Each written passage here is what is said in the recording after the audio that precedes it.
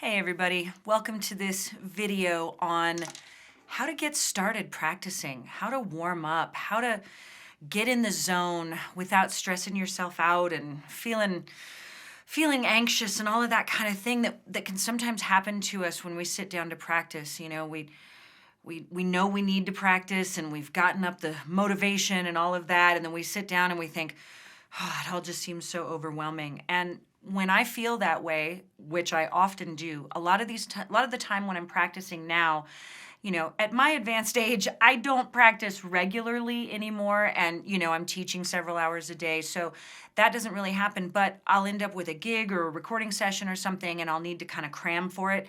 And I find that when I sit down to work on it, my anxiety level just goes up just by, getting ready to do that. And so I've put together some exercises, some warm-ups for you that I think would be perfect for you to do.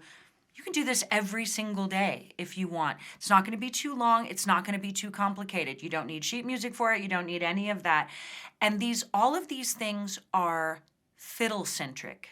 So I grew up playing a lot of classical exercises and things along with my fiddle tunes, and those exercises were great, but they weren't really geared toward what we do as fiddle players. So I want you to just join me, and I'm just going to walk you through it and play along with me on this, and then you can use this as a routine, every time you practice or once a week or, whatever you like to do. So we're going to do some rockets. And we do these so that we can practice our wrist range of motion. One of the things I get asked about the most is the movement of my bow arm. And we have several right hand technique videos on the site as well. And then this is just an additional kind of little exercise warm-up thing that you can do to just help bring that range of motion into better use. So what we're going to do, we're just going to do your regular bow hold and then turn it sideways so that your arm is at your side. And then you're going to bring it up. Now leave that elbow glued to your side. Don't go chicken winging it. Put that down, because we're just isolating the elbow joint and the wrist. And when we get up to the top, we want to make what I used to call cobra hand, but my husband said that sounded violent and hostile, and he suggested swan hand. And then we had a long discussion about how swans are actually just as hostile as cobras, and then that deteriorated into a whole thing. So you can just call it whatever makes you happy, but what we're looking for is that 90-degree angle, okay? And the bow perfectly straight in the air. And do them slowly. It's just like lifting weights. You don't want to hurl it up into the air, because the idea is to work on the control. And I would definitely practice your breathing here. We're just going to do, 10 or 20 of these. And then we're going to go right to the fiddle. Now look, what I want you to do is, you see this wrist angle right here? I want you to turn it sideways and give me that same wrist angle. The elbow does not have to be way up in the air, not at all.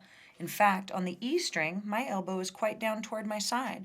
As I go up a little higher, as I go to the A string, it starts to come up.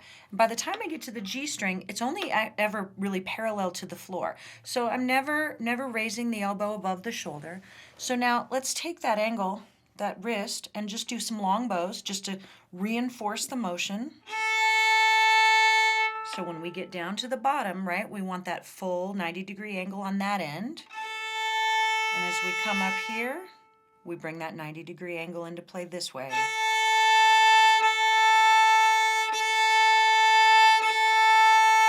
Excellent. Now we're going to do some shorter bows, same thing. Now, you're not going to get the full 90-degree extension, but you're still going to practice moving the wrist back and forth, back and forth. This is very much derivative of the Karate Kid.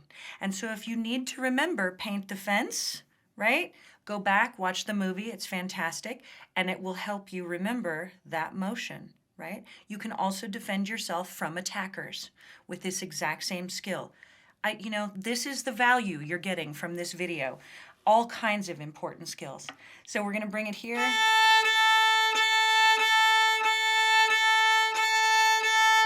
Excellent. So just practice keeping that in motion. We don't want to lock up that wrist. The other thing I want to remind you is that this knuckle here should remain below the stick. And that will really help you get that wrist motion. If you're too on top, you're kind of stuck, right? Now, I'm left-handed, so I normally wear my watch on my right hand. So I just think about it like, yeah, what time is it? What time is it? Like that. So just kind of picture that, and that will help. All right, now we're going to move on to a basic shuffle pattern.